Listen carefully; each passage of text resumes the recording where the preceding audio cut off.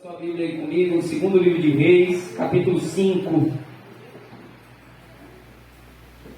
Nós vamos fazer a leitura dos versículos 9 a 15. Segundo livro de Reis, capítulo 5, nós vamos ler dos versículos 9 a 15. Nessa manhã eu vou compartilhar com vocês essa palavra numa estrutura um pouco diferente do que costumamos fazer aqui a cada semana. Nós hoje não teremos aqui uma estrutura de tópicos, como eu costumo fazer, mas eu quero transcorrer pelo texto com você aqui e tirando lições.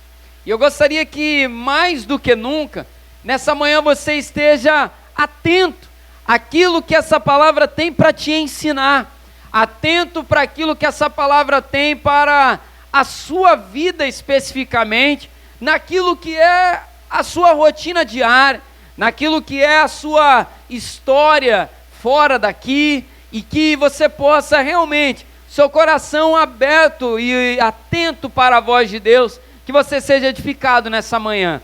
O texto que nós vamos ler, 2 Reis, capítulo 5, versículo 9, a cura de Naamã, e eu gostaria que você lesse com atenção aí comigo. Todos encontraram, amém? Vamos lá então a palavra do Senhor. Então Naamã foi com os seus cavalos e os seus carros e parou à porta da casa de Eliseu. Eliseu mandou um mensageiro dizendo: vá e lave-se 7 vezes no Jordão, e a sua carne será restaurada da lepra, e você ficará limpo. Mas Naamã ficou indignado e se foi, dizendo: eu pensava que ele certamente sairia para falar comigo. Você pode repetir comigo? Diga: eu pensava. Seguindo aqui a leitura, que ele ficaria em pé, invocaria o nome do Senhor, o seu Deus, passaria a mão sobre o lugar da lepra e restauraria o leproso. Por acaso não são Abana e Farfar, rios de Damasco, melhores do que todas as águas de Israel? Será que eu não poderia me lavar neles e ficar limpo? Deu meia volta e foi embora muito irritado. Então os seus oficiais se aproximaram e lhe disseram: meu pai, se o profeta tivesse dito alguma coisa difícil, por acaso o Senhor não faria? Muito mais agora que ele apenas disse: lave-se e você ficará limpo. Então Naamã desceu e mergulhou no Jordão 7 vezes, conforme a palavra do homem de Deus. E a sua pele se tornou como a pele de uma criança e ficou limpo. Depois ele voltou ao homem de Deus, ele e toda a sua comitiva.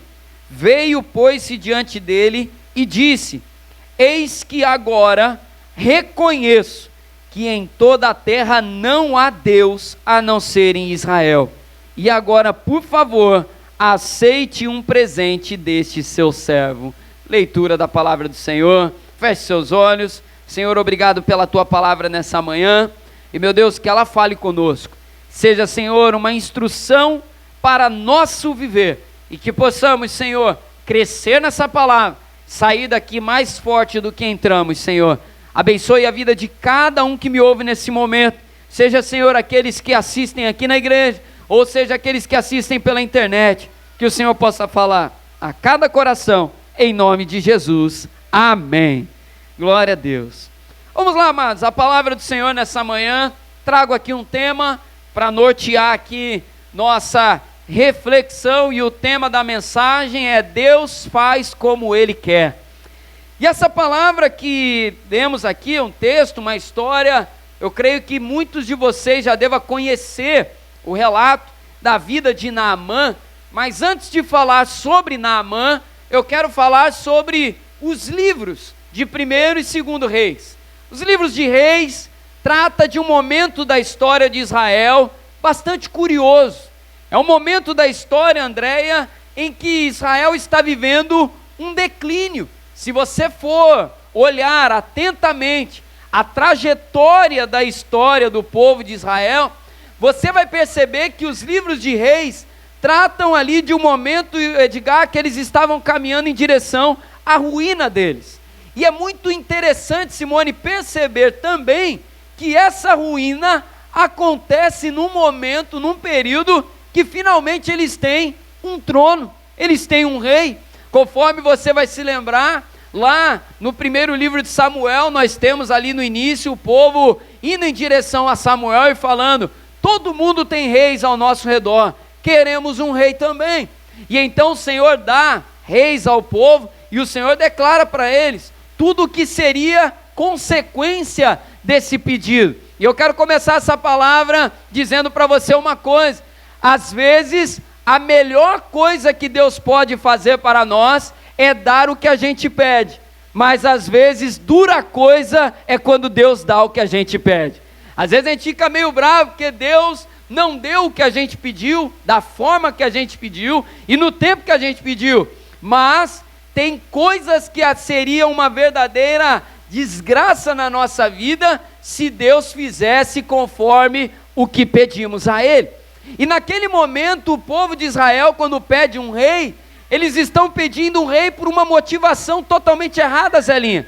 O povo pede um rei pelo seguinte: eles estavam vivendo altos e baixos na nação, só que aquilo que estava acontecendo era por causa do pecado do povo.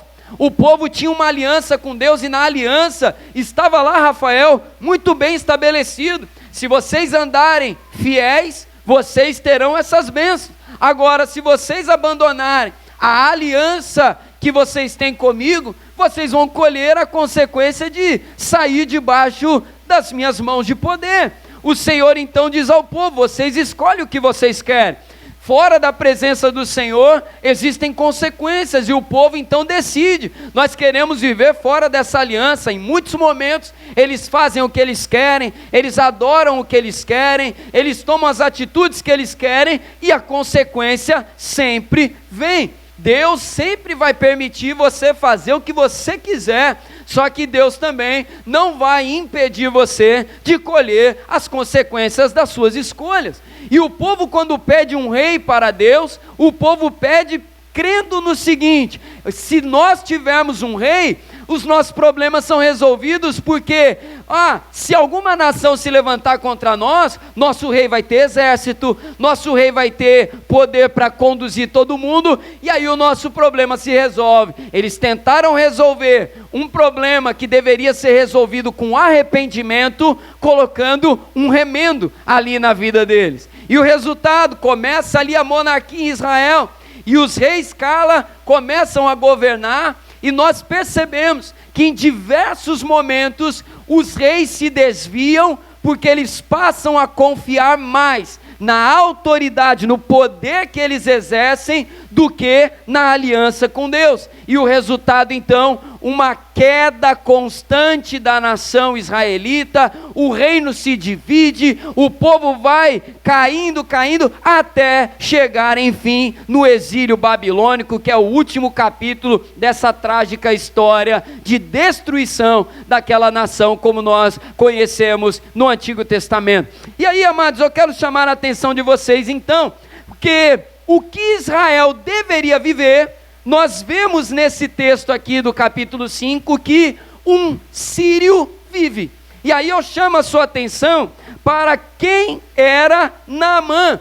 Naamã, no começo do capítulo 5, é apresentado para nós. Naamã era um poderoso homem na nação síria, era um homem de guerra, era um chefe de exército. Naamã era um homem de muita autoridade no meio daquele povo. Naamã era um homem que tinha umas características bastante interessantes, só que no meio dessas qualificações todas, Naamã tinha uma questão: Naamã era leproso. Naamã contraiu lepra, e aí então a palavra vai mostrar para nós que aquele homem começa a ficar preocupado com a sua condição, até que então ele é direcionado através de uma serva de sua casa a ir até Israel, que teria poder para curar a sua lepra. E aí eu chamo a sua atenção, entrando aqui no que a gente leu, já chamando inclusive para o ponto que é o tema da nossa mensagem. Deus não é obrigado a fazer as coisas do jeito que a gente quer. Eu falei 11, né? Mas vamos ler o 9, versículo 9 aqui da palavra do Senhor. Vamos lá. Então, seus cavalos, com os seus carros, e parou na porta do profeta. Ele mandou um mensageiro dizendo: vá e lave-se 7 vezes, e a sua carne será restaurada, e você ficará limpo. Mas Naamã ficou indignado e se foi, dizendo: eu pensava que certamente ele sairia para falar comigo, ficaria em pé, invocaria o nome do Senhor, o seu Deus, passaria a mão sobre o lugar da lepra e restauraria o leproso. Primeira coisa que eu chamo a sua atenção então aqui nessa palavra: Naamã tinha expectativas, Naamã tinha um plano no seu coração. Eu tenho lepra, eu vou atrás ali de um homem que pode curar a lepra, e aí André, quando eu chegar lá, ele vai fazer tudo conforme eu espero que ele faça. Naamã vai para a casa do profeta e ele espera então que seja feita ali uma série de coisas que ele criou como expectativa na cabeça dele para ele ser curado. E aí eu chamo a sua atenção para o seguinte: Naamã tinha um objetivo, irmã Beth, ser curado. Esse era o objetivo de Naamã, ser curado da sua lepra. Ele tinha o objetivo, ser livre daquela enfermidade. Só que além de dominar o objetivo, Tauana, ele queria também dominar, aí eu vou usar uma palavra que eu detesto, tá? Porque está na moda, mas enfim, vou usar aqui para facilitar o entendimento. Ele queria dominar o processo também, né? Que agora tudo é processo, né? Mas vamos lá, Naamã queria dominar o objetivo e também o processo. Senhor, eu quero uma cura na minha vida, mas eu quero que a cura seja de tal maneira, eu quero que o Senhor faça desse jeito. Senhor, eu quero ter uma vida abençoada, mas eu quero que o Senhor faça assim, assim e assado. Senhor, eu gostaria que o Senhor movesse de tal maneira. E isso revela, amados, um desejo que não é apenas do coração de Naamã, mas do coração de todos nós. Eu quero uma determinada bênção, eu quero um determinado objetivo, eu quero uma determinada dádiva, mas eu também quero controlar o braço de Deus como se ele fosse o meu fantoche, como se ele fosse um boneco que eu pudesse controlar a maneira como ele faz. Mas eu repito aqui, Deus não é obrigado a fazer as coisas do nosso jeito. E aí quando eu olho aqui para a expectativa de Naamã, como eu falei para você no início, Naamã era um homem importante, Naamã era um homem magno que andava repleto de pessoas. Imagina você, Luiz, você é um profeta de Deus, e aí de repente chega alguém e bate na sua porta lá. Aí o Luiz abre a porta da casa dele, uma montoeira de cavalo, de carro, de gente, e aí um homem cheio de pompa, de armadura, e aí ele chega e ele fala assim: olha, eu tenho aqui uma enfermidade que eu preciso ser curado. Naamã vai para a casa do profeta e chega lá dessa maneira. Só que Naamã não é recebido por Eliseu, Eliseu manda um mensageiro. Você pode repetir isso comigo? Diga assim: Eliseu mandou um mensageiro. Primeira coisa que Deus começa a quebrar na vida de Naamã. Naamã tinha um objetivo, guarda essa expressão aí. O objetivo de Naamã, ser curado da lepra. Só que os planos de Deus eram maiores para a vida de Naamã. Deus não queria tratar apenas lepra na vida daquele homem. E a primeira coisa que Deus faz, não é o profeta que atende o homem importante. Não é o profeta ali, Gabriel, que vai atender o todo-poderoso Naamã, é o mensageiro do profeta.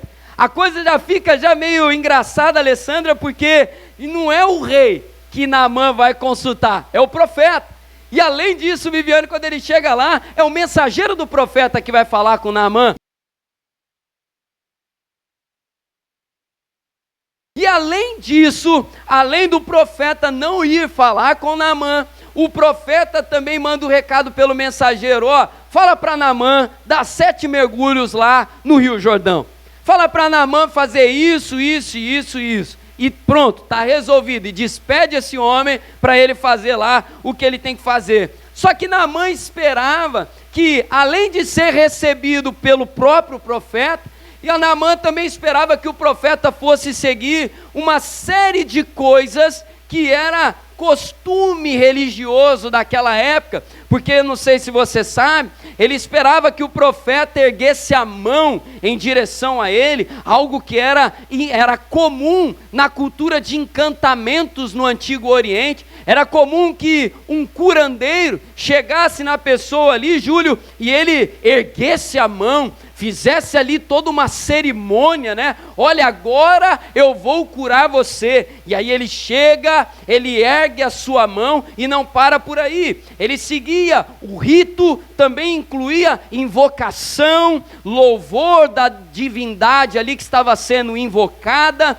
orações para apaziguar a divindade, para dar proteção para a pessoa e remover o mal. Aí você já começa a imaginar, o homem chega, ergue a mão e começa a fazer um monte de oração, começa a invocar um monte de nome, começa a fazer coisa para proteger, coisa para acalmar a divindade que pode estar irada, e aí começa a fazer todo aquele ritual, e não para por aí. E aí, segundo o pensamento ainda do povo daquele tempo, era importante ter a presença de um especialista para fazer o ritual, para ele recitar os encantamentos certos e fazer os gestos adequados. Então tinha todo um gesto também, Vitória, tinha que gesticular de tal maneira para curar tal enfermidade. Esse era o entendimento dos povos idólatras ali daquela região toda.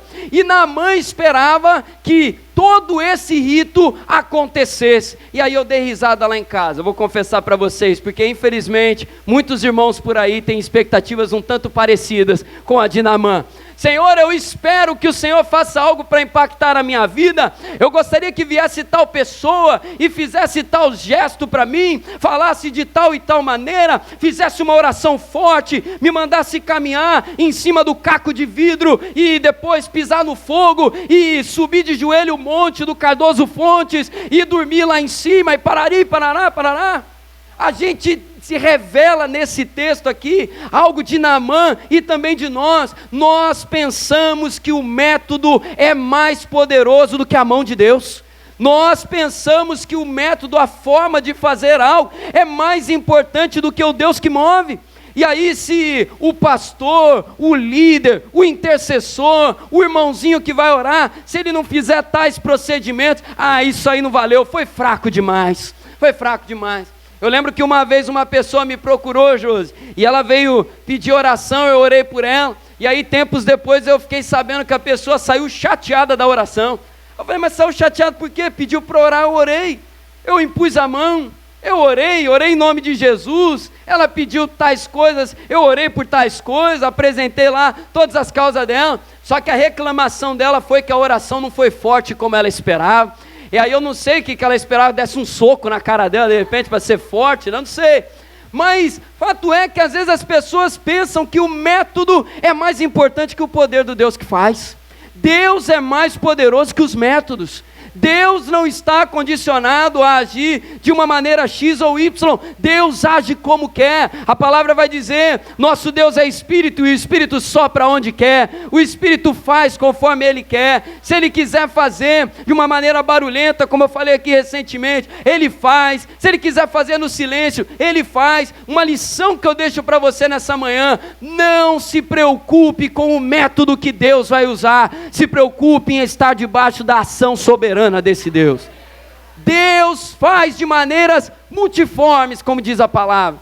Deus move de maneiras surpreendentes. Se você é mais racional, Deus vai usar umas coisas muito doidas com você. Se você é uma pessoa que é mais propenso a determinadas superstições, Deus vai quebrar isso também, porque Deus não está interessado apenas no objetivo final que a gente está colocando.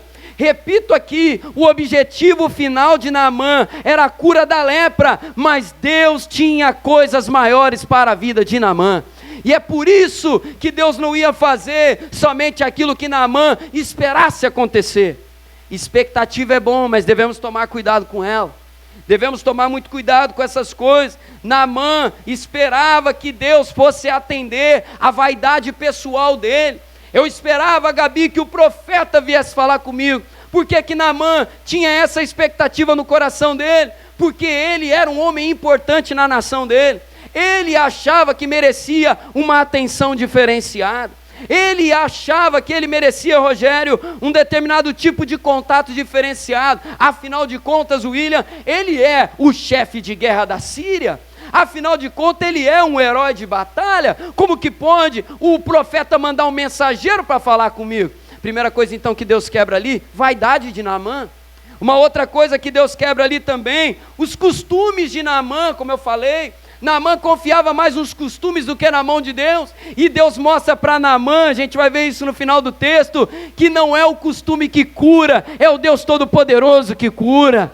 Não é o método, não é a placa da denominação, não é se o culto tem corinho, se tem inário, não é se bate palma ou se ergue, não é se tem o genoflexório aqui na frente, se você não sabe, pesquisa depois, não é se a igreja tem a mesa litúrgica ou não tem, não é se a igreja é branca ou de madeira, não é. Deus não depende dos nossos costumes aqui que a gente vai construindo.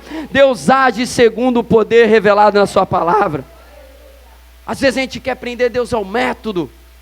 Quantas vezes a gente já não ouviu por aí, foi o tempo, quem é um pouco mais da antiga aí vai lembrar. Não, a igreja só vai crescer e se desenvolver se for G12, se for MDA, visão celular. Para ser crente de verdade tem que passar por Peniel. Gente, se foi para Peniel, amém, eu passei, eu fiz o reencontro, eu fiz retiro espiritual, mas Deus não está preso a essas coisas. Deus não é obrigado, Deus não se submete a uma agenda que o homem cria e tenta impor para ele fazer. Não, se você não fizer a campanha do Vale do Sal, você não sabe o que é ser crente de verdade. Não, se você não fizer a oração de tal e tal jeito, Deus não te libertou de verdade. Deus liberta pelo poder dele. Deus liberta pelo poder dele.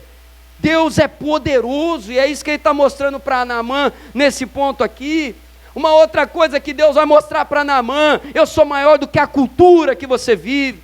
Às vezes a nossa geração também tenta prender Deus à cultura, porque a cultura se escandaliza com muitas coisas, a cultura se escandaliza com muitos aspectos do nosso Deus, só que Deus é maior do que a nossa cultura, Deus é maior do que aquilo que nós estamos habituados a viver, do que aquilo que está confortável para nós. E aí o texto avança e a gente faz a leitura que eu quero chamar a sua atenção aqui agora. Guarde isso com você. Deus fala. Deus fala. Precisamos estar ligados, mas Deus fala. E Deus fala bastante. Às vezes uma vez ouvi uma coisa num retiro de jovens e é uma grande verdade. Deus fala, só que às vezes é a nossa cabeça que está muito barulhenta. Às vezes é a nossa cabeça que está muito distraída. Deus está falando. E eu vou mostrar 3 exemplos para você na vida de Naamã, de como que Deus fala. E aqui a gente pode aprender com Naamã uma coisa muito importante. Vem comigo no versículo 2. Segunda Reis. Opa! Tá calor, mas eu não precisava tomar banho, né? Amém. Bom que refresca. Segunda Reis capítulo 5, versículo 2, vamos lá, 2 e 3. Tropas saíram da Síria e da terra de Israel, levaram cativa uma menina que ficou ao serviço da mulher de Naamã, ou seja, uma escrava, costume daquela época. Teve guerra, leva-lhe aí algumas pessoas para servir como escravos na nação que conquistou ali a batalha. Versículo 3. Um dia a menina disse à sua senhora: quem dera o meu senhor estivesse na presença do profeta que está em Samaria, ele o curaria da sua lepra. Então Naamã foi contar isso ao seu senhor, dizendo... Gente, primeira coisa que eu quero chamar a sua atenção aqui. Obrigado, mano. Pode deixar aí, pode deixar. Fica tranquilo. Primeira coisa que eu quero chamar a tua atenção aqui. Deus usou uma escrava. Você pode repetir isso comigo? Deus usou uma escrava. Deus usou uma escrava. E Naamã era um dos homens mais importantes da nação. Só que o texto nos mostra que mesmo assim, Naamã ouviu o que aquela menina falou. Naamã tinha muitos defeitos, Cristina, mas uma coisa a gente tem que reconhecer aqui nessa palavra: Naamã ouvia. Naamã tinha os ouvidos atentos. E eu não paro aqui, a gente chega lá no versículo 10 agora, vem comigo no versículo 10. Versículo 10 vai nos mostrar aqui o seguinte: Eliseu mandou um mensageiro dizendo: vá e lave-se 7 vezes no Jordão, e a sua carne será restaurada e você ficará limpo. Embora Naamã tenha saído dali irritado e propenso a não fazer aquilo, a gente não pode ignorar uma coisa: Naamã ficou ali para ouvir o mensageiro do profeta. Naamã poderia muito bem naquele momento se levantar, Fernanda, e dizer assim: esse homem eu não ouço, ou veio o profeta, ou eu não paro aqui para ouvir ele. Naamã ouviu o mensageiro do profeta. E uma outra coisa que eu chamo também a sua atenção, versículo 13. Versículo 13 vai nos mostrar, dizendo: então os seus oficiais se aproximaram e lhe disseram. E aí a gente vê no versículo 14: então Naamã desceu e mergulhou. Naamã agora ouve também os homens que trabalhavam para ele, que estavam debaixo dele na sua autoridade militar. E aí eu quero chamar a sua atenção então aqui para a aplicação dessa palavra. Precisamos estar prontos para ouvir Deus falando, usando pessoas que não esperávamos que ele pudesse usar. Naamã ouviu primeiro sua escrava dentro de casa. Naamã depois ouviu o mensageiro do profeta. E depois Naamã ouviu também um de seus subordinados. Com Naamã eu aprendo, eu ouço aquilo que Deus está falando, não importa de quem ele venha usar. Por isso que eu repito aqui de novo algo que sempre que eu tenho oportunidade eu falo aqui. Independente de quem estiver aqui nesse púlpito pregando a palavra de Deus, é a palavra de Deus que está sendo pregada. A gente não escolhe pregador, a gente não escolhe quem a gente quer ouvir, porque aqui não é restaurante que tem cardápio, né? Se não for o pastor que prega, eu não ouço.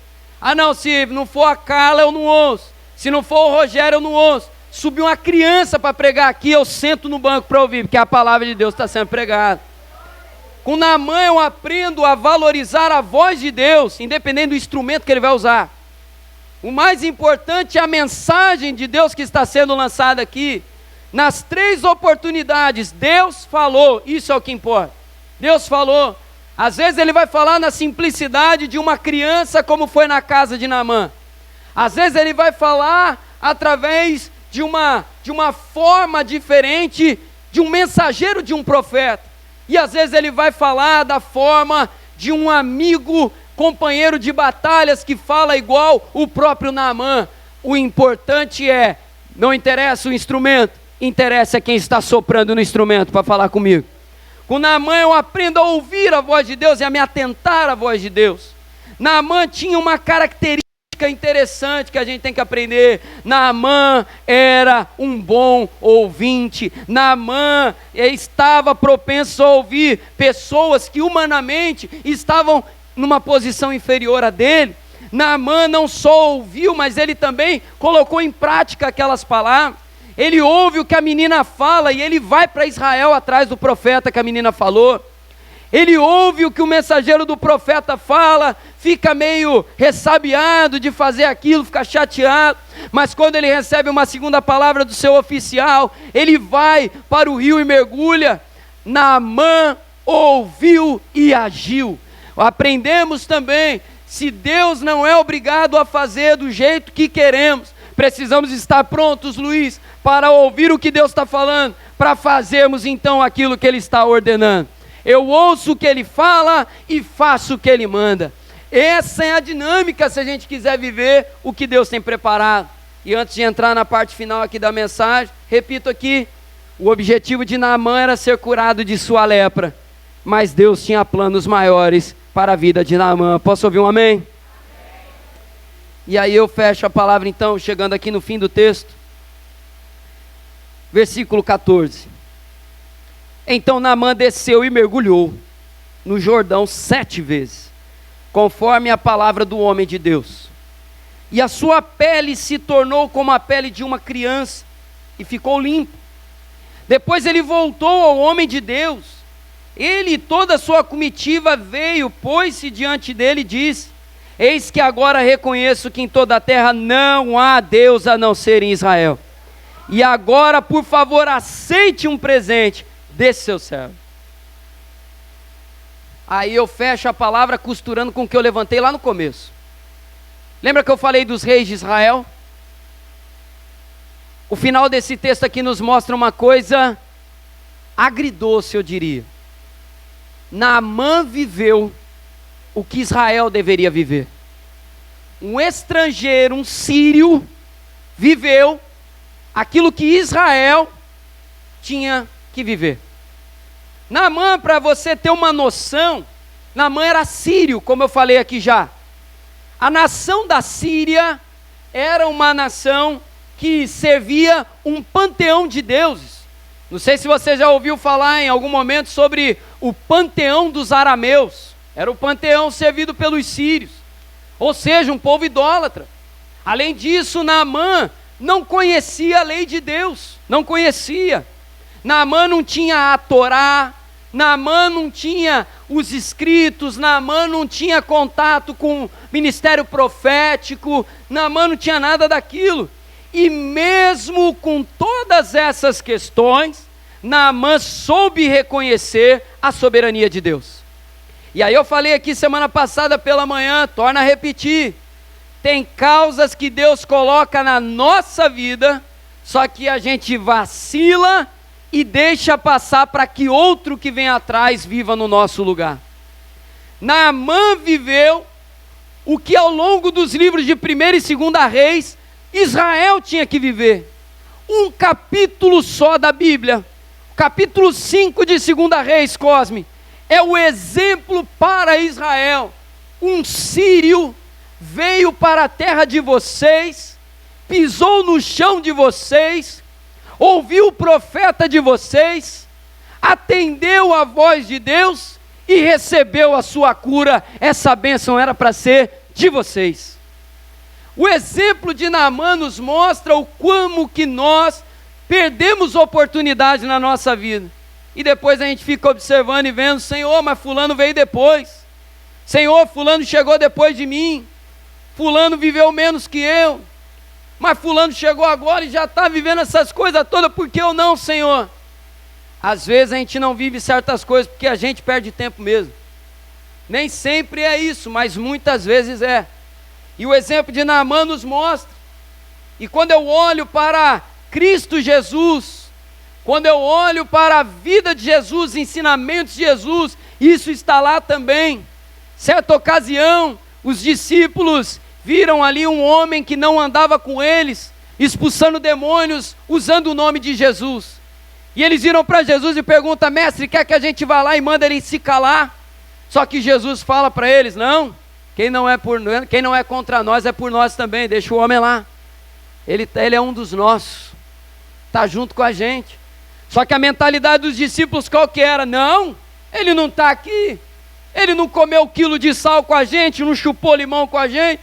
Quem é ele na fila do pão? Não pagou o preço que a gente está pagando aqui? Chegou depois, quer ir na janela? Só que o princípio do reino de Deus é o quê? Os últimos serão os primeiros serão os últimos. O princípio do reino de Deus é a lógica invertida. O maior é o que serve. A lógica do reino de Deus é o reino de ponta cabeça, como o Rogério já ministrou aqui para nós várias vezes. E quando eu olho para a vida de Naamã, eu vejo: Israel poderia viver essa bênção e não viveu. Israel tinha todas as oportunidades. Israel tinha aparato espiritual para desfrutar da graça de Deus. Israel tinha o legado da história deles com Deus. Israel tinha o ministério profético se manifestando entre eles naquele momento. Israel tinha tudo o que precisava, mas não estava vivendo o que Naamã viveu. E aí eu trago para nós aqui, e eu preciso trazer essa séria reflexão para nós. Você tem liberdade para buscar a Deus. Você tem uma Bíblia na sua mão. Você faz parte de uma igreja que tem portas abertas. A gente não está aqui sob o risco de vir alguém tacar uma bomba aqui dentro e a gente morrer aqui dentro. Você tem escola dominical. Você tem culto. Você tem ministérios. Você tem grupos pequenos, você tem amigos cristãos de outras denominações, você tem familiares cristãos, você vive num ambiente onde você tem liberdade de acesso a muitas mídias edificantes para você, também fora daqui. Não perca tempo na sua vida. Às vezes a gente perde tempo porque a gente quer forçar Deus a fazer do jeito que a gente quer, ao invés da gente só se submeter. Deus, faz do jeito que você quiser, mas faz o que o Senhor tem para a minha vida, em nome de Jesus. Naamã tinha um objetivo, pela enésima vez, ser curado da sua lepra. Só que o plano de Deus era curar a pele de Naamã e transformar o interior de Naamã. É por isso que a gente não tem que ficar preocupado como Deus vai fazer. A gente tem que deixar Deus fazer o que Ele quer, porque Ele sempre tem um algo a mais que a gente não imagina. Segredinho nosso aqui. Deus sempre tem um algo a mais. Não se preocupe em acorrentar as mãos de Deus. Deixa Deus agir. E quando você ouvir a voz de Deus, não seja como Naamã que tentou fugir no primeiro momento. Deixa Deus trabalhar. Deixa Deus tocar nas feridas da sua vida. Naamã tinha feridas que precisavam ser tocadas. E Deus, sendo soberano, fez com perfeição de forma maravilhosa. Que o Senhor nos abençoe em nome de Jesus. Amém?